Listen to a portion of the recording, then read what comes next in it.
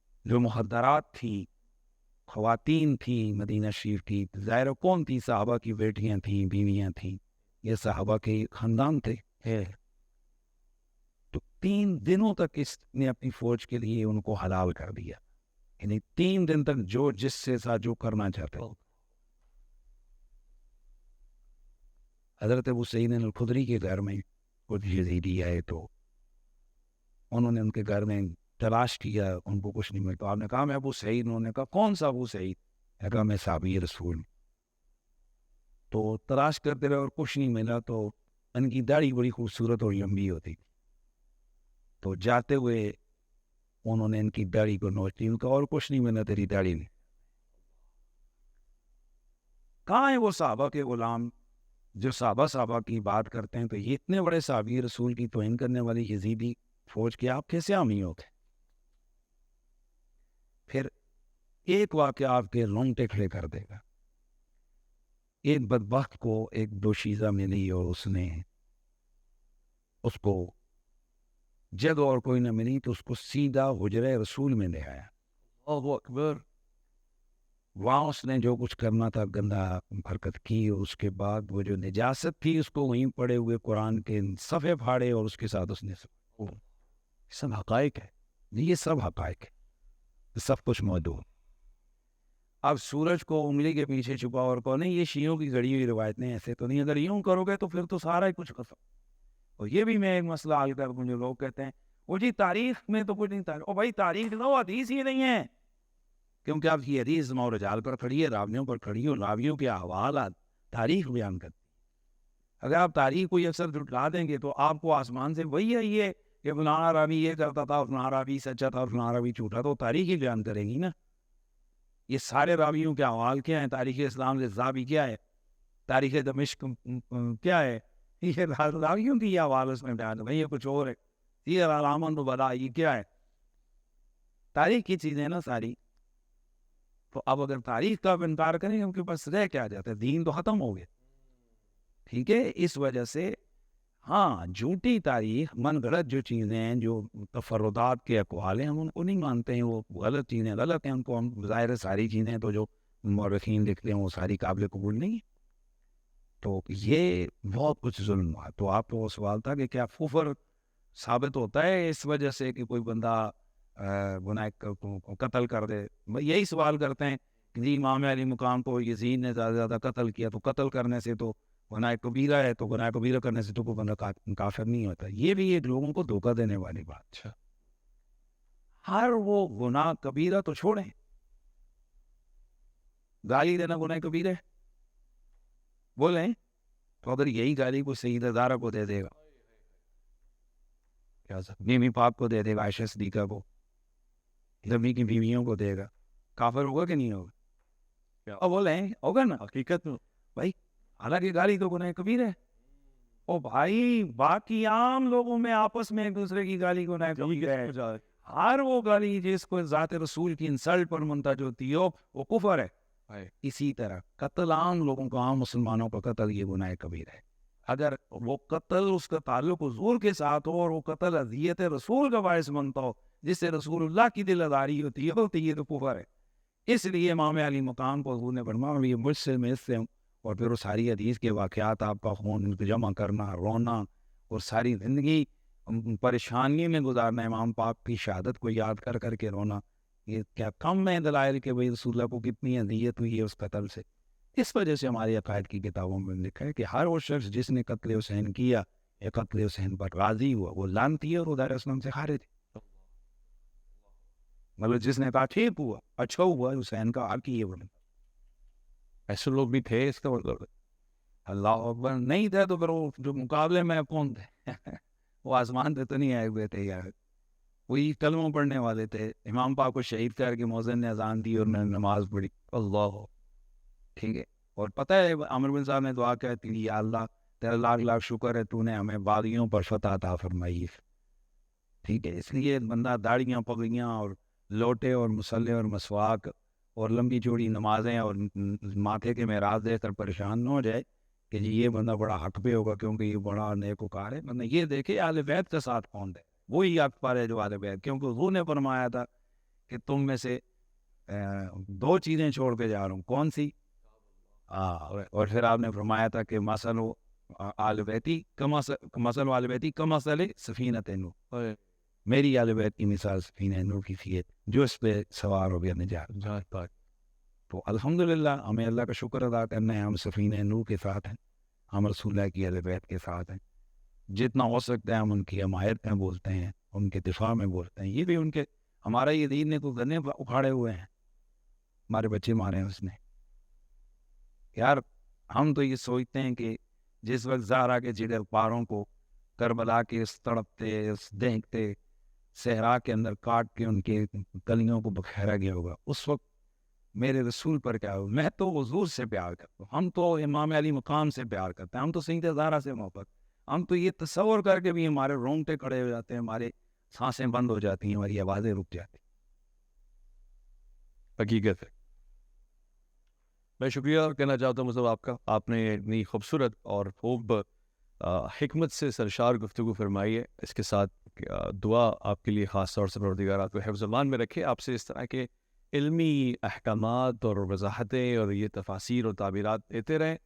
میں ضرور آپ کا بھی شکریہ ادا کرنا چاہتا ہوں، اور اس شکریہ کے ساتھ پروگرام کو اختتام پذیر کریں گے کہ ان تمام باتوں میں اگر کوئی غلطی کوتاہی آپ کو محسوس ہوئی ہو، آپ کو حق حاصل ہے، سب سے پہلے آپ ہمیں توجہ دلا سکتے ہیں، ہوشیار کر سکتے ہیں۔ اس کے علاوہ میری ذات سے میں معذرت خواہ ہوں اگر آپ کی دل آزاری ہوئی ہے، مگر ہم نے کوشش کی ہے، اور پروردگار اس کوشش کے نتیجے میں ہمیں آپ کو بہترین نتیجہ عطا فرمائے۔ اپنا خیال رکھیں اور اپنے سے بڑھ کے خیال رکھیں اللہ رب العزت کے احکامات کا۔ آپ دنیا بھر میں جہاں بھی ہیں، ہندوستان، پاکستان، برصغیر پاک و ان کے علاوہ مصر، امارات، حجاز مقدس یا پھر یورپ، امریکہ، کینیڈا، آپ کوئی بھی سوال بھیج سکتے ہیں مفتی صاحب سے۔ بحیثیت ایک عالم دین میں ہمیشہ کوشش کرتا ہوں کہ استفادہ کروں، اور کروں گا، آپ کے سوالات بھی رکھوں گا۔ اللہ کی امان۔